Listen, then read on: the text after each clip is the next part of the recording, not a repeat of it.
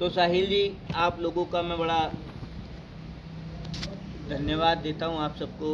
आप आज हमारी माता जी की इस श्रद्धांजलि सभा में आए।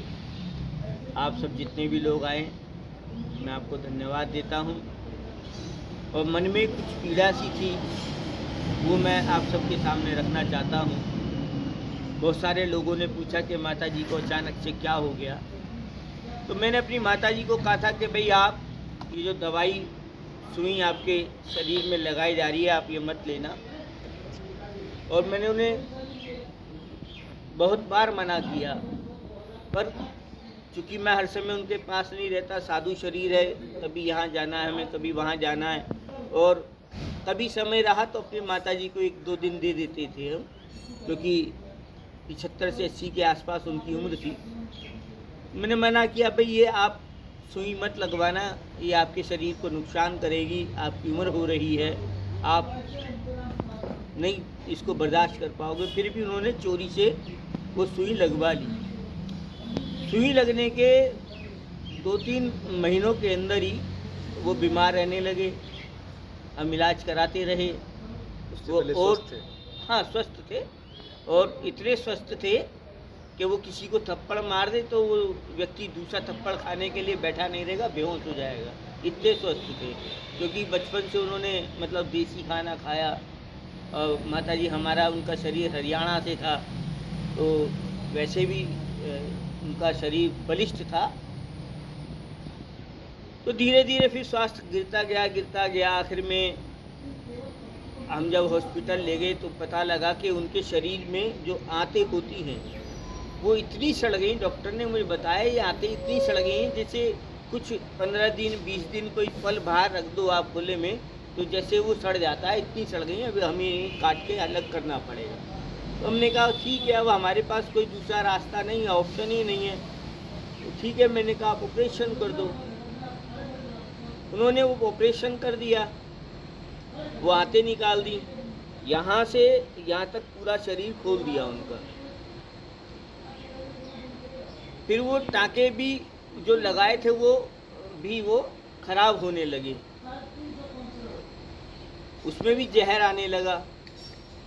फिर वो टाँके भी उन्होंने हटा दिए। फिर अब ये वो ऐसे पूरा खोल दिया, शरीर के अंग दिखते थे, और ऐसे हाथ डाल डाल के उनके अंदर से सफाई करते थे। डॉक्टर, मैंने खुद देखा, लैट्रिन बाथरूम का रास्ता अलग कर दिया था, थैली लगा दी थी, हर घंटे पे मुझे साफ करना पड़ता था। दूसरे परिवार के सदस्य भी करते थे, मगर चूँकि मेरे पास समय अधिक था तो मैंने उन्हें अधिक समय दिया। फिर वो उनके पैर में आना शुरू हो गया जहर, उस तरह का।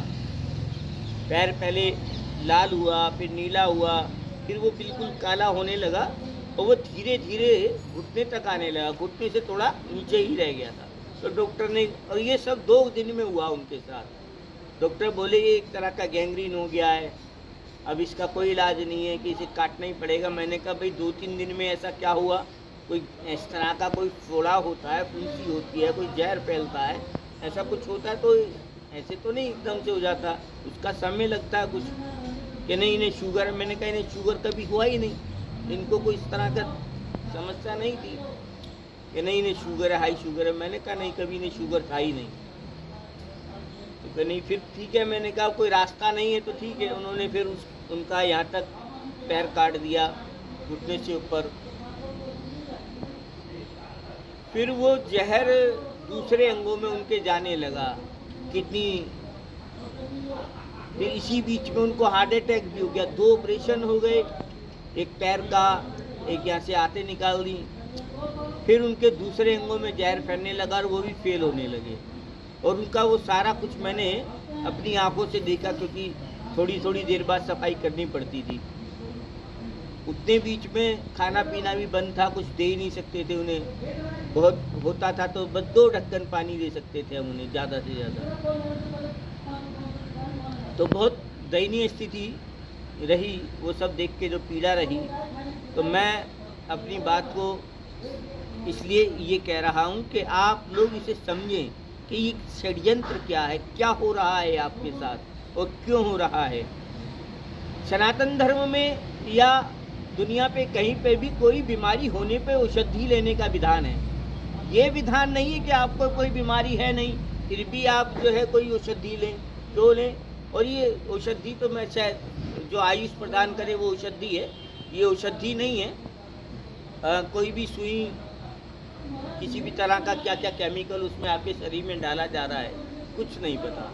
तो वो पीड़ा मैंने मेरी माताजी की बर्दाश्त की है, देखा है नज़दीक से। ऐसे दूसरे भी केस मैंने बहुत सारे देखे वहाँ आए जो हॉस्पिटल में।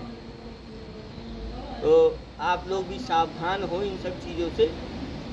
तो बचपन से लगने वाले पहले ही सुई को बच्चों को देना नहीं चाहिए। आज से 100 साल पहले ये सब चीज़ें नहीं थी, तब क्या लोग नहीं जी रहे थे? आज से ज़्यादा अच्छे स्वस्थ थे उस समय। उस समय 100 वर्ष तक की आयु थी। आज तो वो रेशो भी 50, 60, 70 पे सीमित हो गया है। तो सब लोग जागरूक हों, होशियार हों, बस इतना ही कहना चाहता हूँ। इसके लिए आप साहिल जी को, तरुण कोठारी जी को, देवेंद्र बडाला जी को, ऐसे बड़े बड़े महान योद्धा हैं, उनको सुने, उनको फॉलो करें और सीखें आपके जीवन में क्या क्या आपको, किन किन षड्यंत्रों के द्वारा आपको फंसाया जा रहा है।